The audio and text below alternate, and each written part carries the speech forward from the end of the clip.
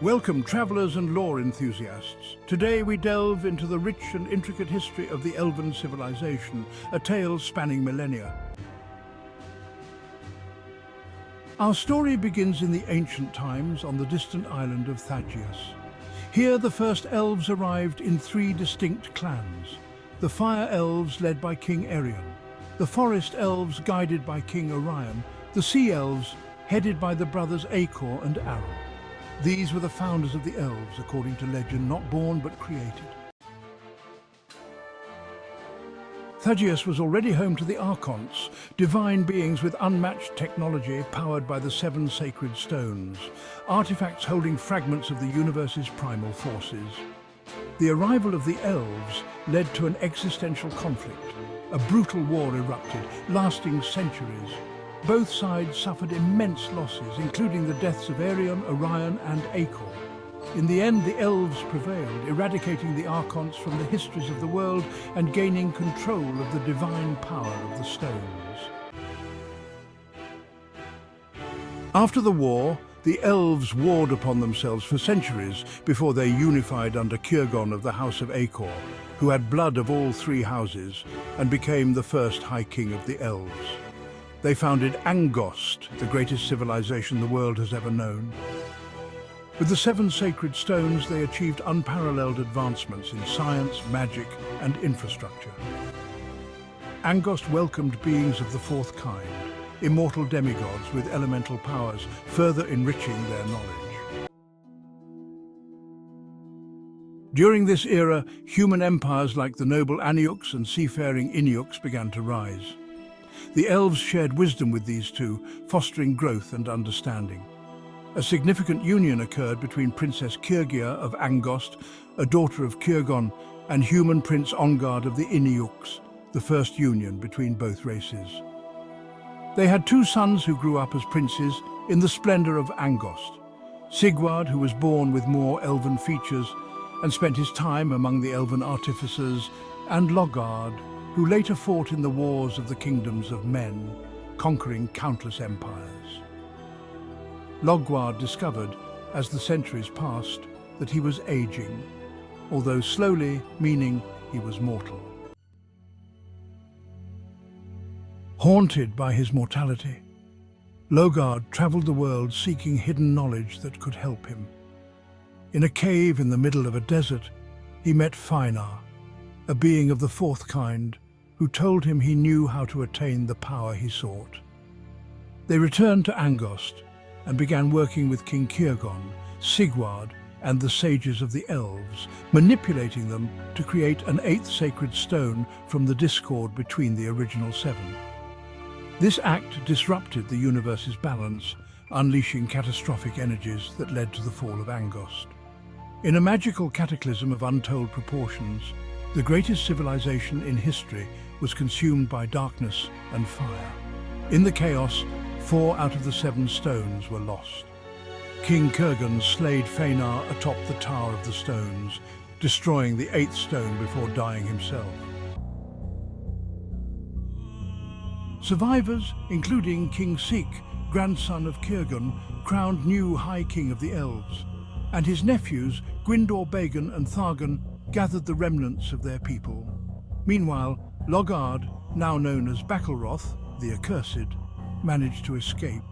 He had gained immense power and the immortality he sought from the 8th stone. He decided that he would exterminate all of the elves from the face of existence in a Promethean act, making humans dominate the world. He went to the realms of men and corrupted them with promises of power and immortality. He also created the Herkians, a modified race of humans bred for war. Countless nightmarish beasts and gods of darkness rallied around Logard Bakelroth. A devastating war ensued, lasting centuries. Only the Inuks and the Aniuks allied with the Elves against the Dark Lord. After Logard's defeat in the Battle of Alisad Drakur, he fled into hiding. Alas, the continents were laid to waste, the fields were barren, and crops would not grow. The Elves and their allies had to leave their homeland. King Sik led them through the ice passage towards the other side of the world to the realms of Arglanor, which means mountain land, seeking a new beginning. In Arglanor, Sik formed an alliance with the Pope of Dragon religion and the King of the Aelings, who had lost most of their kingdoms in a process known as the Dark Inquisition. In exchange for their help, they allowed them and their human allies to settle across Arglanor. The Elves established new cities: Sunset Lakes in Arion, founded by Sik; Osterion, the city of heights, built by Gwyndor in the mountain valleys of Aranion, known as the most beautiful city ever made; Trion, established by Bagan along the Trion River; Altirion, Carrion and Niarion, built by Thargon and King Nandor of the Fire Elves. The Aniuks and Iniuks also settled, creating harmonious kingdoms in the various mountain valleys of Arglanor.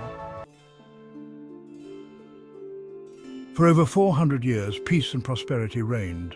Elves and humans coexisted, cultures intertwined, and advancements in arts and sciences flourished. The realms of Arglanor became a beacon of harmony. Unbeknownst to the Elves, Logard Bakelroth had followed them. In secrecy, he built the dark cities of Alhurkai and Balkai in the wildlands west of Arglanor, amassing an army of Herkians and corrupted beings. He forged a pact with an ancient deity he discovered beneath the vast depths of Alhurkai to create a magical tunnel directly to Osterion. One fateful night, his forces emerged from beneath, destroying the City of Heights. King Gwyndor was slain, and the once beautiful city was consumed by darkness.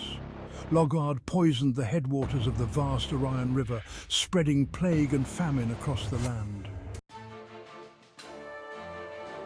Stricken by the loss, King Sik marched forth with a host and took only his 30 greatest generals into the valleys of Arinion. It is said that when he saw what happened to the masterpiece of his nephew, he went into a fierce rage. Legend says he ventured alone into the tunnels, fighting the ancient god for 7 days and nights in other dimensions, before emerging with the deity's head in his left hand and collapsing the portal. He then purified the lands with a song of immense magical power, restoring the Orion River and surrounding areas. Even now, the waters of the Arenian Mountains possess healing properties. However, upon returning to Sunset Lakes, a mysterious magical catastrophe occurred. The city fell silent. Its inhabitants, including Sik, vanished without a trace. The cause remains a mystery, but it's speculated that his battle in other dimensions unleashed unforeseen consequences.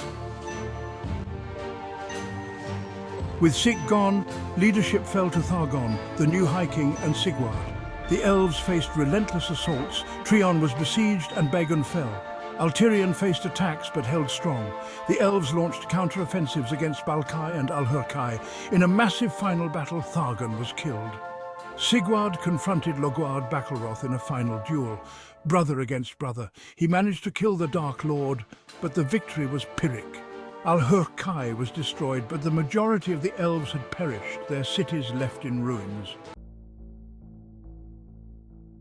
Believing the threat over, the Elves retreated to Canarion, their last stronghold in the southern seas. Yet, Logard had left a hidden army beneath the city.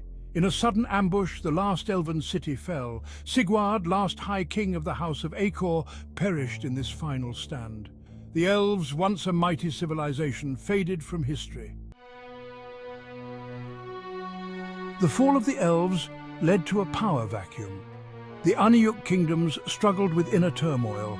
The next period, the Chaos Age, ensued, with shifting powers and emerging human empires like the Breakpointers and Keolings, seafaring successors of the Iniuks, and in the south, the Algeb Caliphates. It would be 200 years before the Aniuk successors would restore peace in the realms of Arglanor. Elven legacy remains strong in Arglanor's culture. Dark creatures and remnants of Logard's influence lingered in the wildlands and forsaken regions, and rumor says noble houses across the realms still worship Bakelroth in secret. 700 years have passed since the last Elves faded into obscurity.